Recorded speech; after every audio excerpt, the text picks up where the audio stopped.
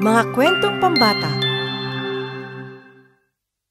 Ang masayahing lola. Noong unang panahon, sa lahat ng mga matatandang kababaihan, may isa na talagang sobrang masiyahin. At kahit mayroon siyang kakaunti na magpapasaya sa kanya, alam niya na ang buhay ay isang paglalakbay na maaaring magpangiti o magpakunot-noo sa kanilang mukha. Pinili niya ang nauna. Kumusta, Priscilla, aking kaibigan? Kumusta naman ang umaga mo? Heto, nandito lang ako sa bahay namin. Sinusubukan kong ayusin ang bahay. Ngayon, kaibigan, huwag ka masyadong magpakapagod. Sabihin mo lang kung may maitutulong ako. Kayo na talagang the best. Oo, masayahing matandang babae ay kumikita sa pagtulong sa mga gawain ng mga kapitbahay niya. Kapalit nito'y pagkain para sa kanya o kaya isang mangkok ng sopas o minsan ay kaunting barya. Maayos ang kanyang buhay at ang matandang babae ay hindi nakitaan ng dahilan para magreklamo. Ngunit tiyak na itatanong ninyo kung anong kawili-wili sa buhay niya o kung ano ang istorya, tama ba? Kaya naman ito na ang kawili-wiling parte, sobra-sobrang nakakawili. Paparating na ang taglamig. Kailangan ko nang mag-ipon ng mga kahoy para naman hindi ako lamigin sa panahong ito. Sa araw na yon, ang matandang babae ay nagtungo sa kakahuyan na may masasiglang paghakbang at matamis ng ngiti sa kanyang bibig.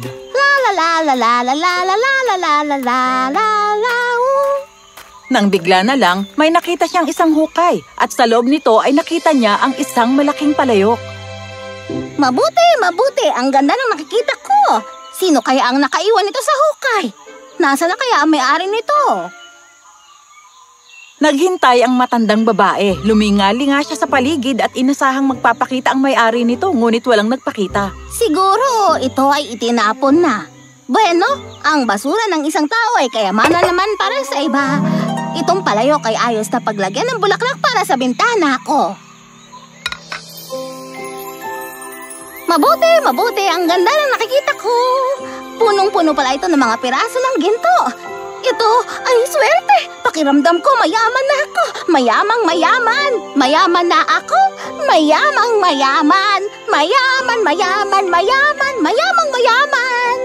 Sinubukang buhati ng matandang babae ang palayok pero masyado itong mabigat para sa kanya.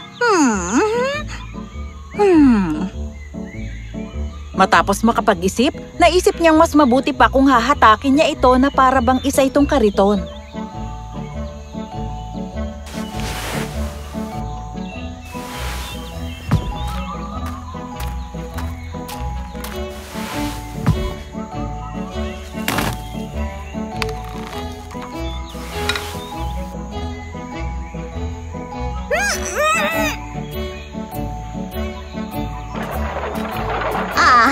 Hindi ito malalaman ng mga kapitbahay. Palihim ako mag-iwan ng piraso ng ginto sa kanila para sumaya rin sila.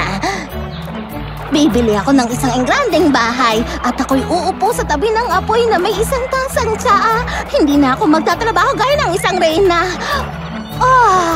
Napakasayang maupo sa upuan sa tabi ng apoy habang may hawak akong tsaa.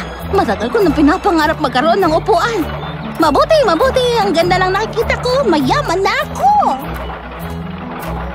Sa mga oras na ito, medyo pagod na siya dahil sa mabigat ang hinahatak niya at huminto siya sandali para magpahinga. Tiningnan ang kanyang kayamanan.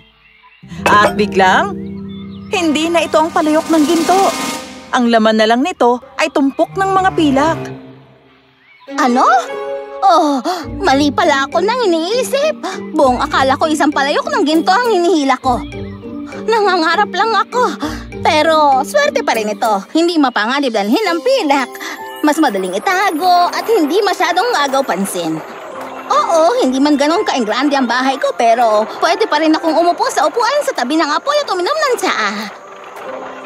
Kaya patuloy pa rin siyang nagplano kung anong gagawin niya at ramdam pa rin niyang yayaman siya. Hanggang sa muli ulit siyang nakaramdam ng pagod. Kaya nagpahinga ulit siya at tiningnan ulit ang kayamanan niya kung ito ba ay ligtas. At ang nakita na lang niya rito ay isang tumpok ng bakal. Ano? Mali pala ako nang iniisip. Buong akala ko isang palayok ng pilak ang hinihila ko. Baka nangangarap lang ako. Pero swerte pa rin ito. Ibibenta ko ito upang magkaroon ako ng pera. Kaya hindi ko na ito kailangang itago at ituloy na lang ang negosyo ko. Oo, hindi na ako makakabili ng bagong bahay. Pero makakapagpatayo pa rin ako ng maliit na fireplace at makakabili ng upuan. Uupo ako sa tabi ng fireplace at iinom ng tsaa. Ang sarap mabuhay. At pagkatapos ay nagpatuloy pa rin siya. Nangangarap kung ano ang gagawin niya sa kanyang pera. Hanggang sa muli na naman siyang napagod. Sa pagkakataong ito, hindi na ito tumpok ng bakal, ngunit isang malaking bato. Mabuti, mabuti. Ang ganda ng nakikita ko. Napakaswerte ko. Ako na ang pinakamaswerte sa lahat. Lahat ng ginto at pilak at pera ay binigyan ako ng sakit sa ulo. Ngunit ito ay perpekto. Matagal ko nang gusto ng ganitong bato para maiharang sa gate ko. Nalutas nito ang lahat ng problema ko. Napakaswerte ko. Sa pagmamadali niya para makita kung paano ito maikakalang sa gate niya, nagbandali na siya pababa sa burol hanggang makarating siya sa maliit niyang bahay. At nang alisin na niya ang kanyang balabal na pinanghila sa bato, nagulat siya nang makita niya na ang bato ay mas lumaki pa. Oh, ang ganda nito! Ito ay perpekto! Makakaupo ako rito habang ako ay nagtsatsaa. Hindi ko na kailangan ng upuan. Ito ay tamang-tama na para sa akin. Sa wakas, may mauupuan na ako habang nagtsatsaa. At bago pa siya yumuko para hawakan ito, ang bato ay biglang naging isang malaking tumpok ng bulak. At pagkatapos, nagkaroon ito ng 4 na puting binti, 2 tenga at isang muka. Mukha na katulad ng isang sa mukha ng halimaw na may mga ngipin na nakausli sa may labi. Ang mga mata nito ay pula at ang kanyang kilay ay nakataas. Ito ay isang halimaw na bulak. Mabuti, mabuti! Ang ganda ng nakikita ko! Hindi ba talagang napaka-cute mo naman? Matagal ko nang gusto ng alaga. Ha? Ano? Halika rito, munting nilalang. Anong klase ka ba talagang tao, ha? Sinubukan kitang akitin gamit ang ginto, pagkatapos ay sa pilak. Pagkatapos, nagbagong anyo ako bilang isang bakal at bato. At lagi pa ring masaya ang itsura mo. At ngayon, nang pinakita ko sa iyo ang totoo kong itsura, tinatawag mo akong cute? Siyempre naman, totoong napaka-cute mo talaga. Hindi ko na kayang magtagal pa rito. Paalam na! At pagkasabi nito, ang halimaw na bulak ay naging isang paru-paro at lumipad na palayo. Ang matandang babae ay nakatingin lang at dahan-dahang nagkibit balikat saka pumasok sa bahay. At nang siya'y pumasok na sa loob ng kanyang bahay, sa pagkagulat niya, nakita niya ang isang bato na nakalapag sa kanyang sahig. Ano? At habang namamangha siyang nakatingin dito, ang bato ay naging isang magandang upuan na kahoy. Oh! Aba, ito ay napaka-perpekto naman! Mabuti pang magtimpla ako ng tsaa. Ang ganda naman ito! Ito ang mga bakal. Ibebenta ko agad ito bukas.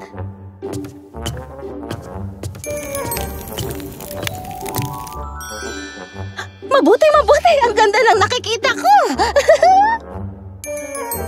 Napakasaya talaga ng matandang babae. Sa kanyang kaligayahan, nagpaikot-ikot siya.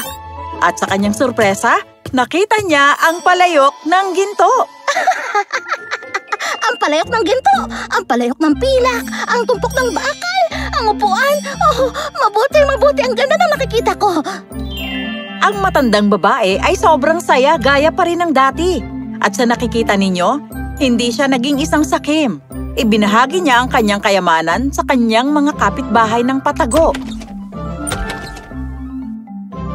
At ang lahat ay naging masaya, lalo na ang matandang babae, na nagturo sa atin na hindi lang ito tungkol sa pagiging kontento. Ito'y tungkol sa pagkatuto kung paano mo ituturing ang mga pagkadismaya mo bilang isang magandang oportunidad. At hinding-hindi ka na malulungkot kailanman.